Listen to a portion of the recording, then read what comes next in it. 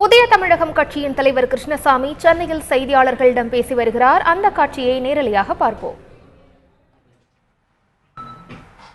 ஜாதி கொச்சை பற்றி பேசுகிற மாதிரி, தலித்து மக்களை கொச்சை பற்றி பேசுகிற மாதிரி ஒரு 2 நாளைக்கு முன்னாடி ஒரு அறிக்கை விட்டுருந்தாரு. இவங்களால தான் எங்கள் மாதிரி சமுதாய மக்கள் ரொம்ப அடி வாங்கி சாகுறாங்க இந்த நவீனா கொலை வழக்கில். அதை பற்றி சொல்லுங்கள் சார். அதாவது நவீனா கொலையுண்ட சம்பவத்தை நாம் ஏற்றுக்கொள்ள இயலாது. ஒருதலை காதலையும் நாம் அங்கீகரிப்பது கிடையாது. நவீனா விரும்பவில்லை, அதுவும் 16 வயது பெண்மணி விரும்பவில்லை என்று சொன்ன உடனேயே அதை நிராகரித்திருக்கணும். அந்த இளைஞர் போய் தன்னையும் அழித்து கொண்டு அந்த பெண்ணையும் அழித்தது எந்த விதத்திலும் மனித நேயமிக்க செயல் கிடையாது. அது கண்டிக்கத்தக்க, அதில் மாற்றுக்கிறது கிடையாது. ஆனால் இதுக்கெல்லாம் காரணம், இதுக்கெல்லாம் தமிழகத்தில் விதை போட்டது யாருங்கிறதா முதல்ல பார்க்கணும். அங்கொன்றும் இங்கொன்றுமாக தமிழகத்தினுடைய ஒரு சில பகுதிகளில் நடந்து கொண்ட சம்பவத்தை ஏதோ தமிழகத்தில் ஒரு பிரளயமே நடப்பது போல 2003ஆம் ஆண்டு மகாபலிபுரத்தில் நடந்த வன்னியர்களுடைய மாநாட்டில் குரு உட்பட ராமதாசருடைய முன்னிலையிலேயே சாதி மாறி திருமணம் செய்து கொண்ட இளைஞர்களுடைய கையை வெட்டு, தலையை வெட்டு, ஆளை வெட்டு என்று பேசி ஒட்டுமொத்தத்தில் தமிழகத்தில் ஒரு இணக்கமற்ற சூழ்நிலை உருவாக்கியதற்கு அவர்கள்தான் காரணம்.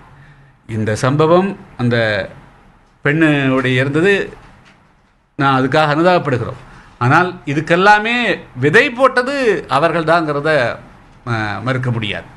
சார், நேற்றைய தினம் பார்த்தீங்கன்னா 32 தமிழர்கள் ஆந்திர அரசினால செம்மரம் வெட்டுறதுக்கு வந்ததுனால கைது செஞ்சிருக்கோம் அப்படின்ற கைது செஞ்சிருக்காங்க. ஏற்கனவே 20 தமிழர்கள் சுட்டுக் கொல்லப்பட்டாங்க.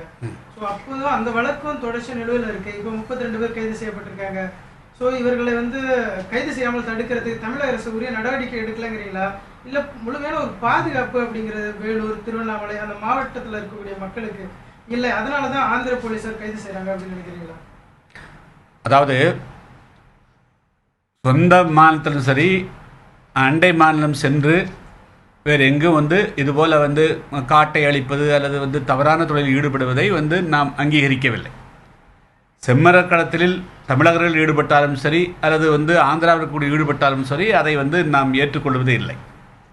ஆனால் அப்பாவி தமிழர்கள் ஒரு மாநிலம் விட்டு இன்னொரு மாநிலம் வேறொரு தொழிலுக்காக போகக்கூடியவர்கள் அனைவரையுமே செம்மரக்கடத்தலுக்காகத்தான் வந்திருக்கிறார்கள் என்று முத்திரை குத்தி ஆந்திர அரசு நடவடிக்கை எடுக்குமானால் நிச்சயமாக அதை ஏற்றுக்கொள்ள இயலாது.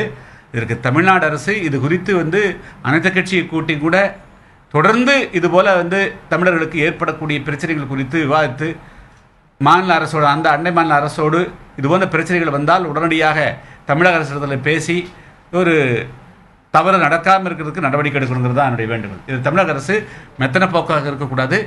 இது தமிழர்களும் இங்கிருந்து எல்லை கடந்து போய் அது மாதிரி தவறான நடவடிக்கையில் ஈடுபடுவதையும் அனுமதிக்கக்கூடாது. அதே சமயத்தில் பிழைப்புக்காக வேறு தொழில் செய்வதற்கு கூடவர்கள் அல்லது கோவிலுக்கு செல்லக்கூடியவர்களை கூட பிடித்து வைத்து அவர்கள் செம்மரக்கடத்துக்காகத்தான் வந்திருக்கார்கள் என்று குற்றம் சுமத்துவது, கைது செய்வது அல்லது அவர்களை தண்டிப்பது என்பதை நிச்சயமாக ஏற்றுக்கொள்ள இயலாது. தமிழக சட்டசபையில் தொடர்ந்து மக்களுடைய பிரச்சனைகள் புதிய தமிழகம் கட்சியின் தலைவர் கிருஷ்ணசாமி தற்போது சென்னையில் செய்தியாளர்களிடம் பேசி வருகிறார். அதன் நேரலை காட்சியை பார்த்து வருகிறோம்.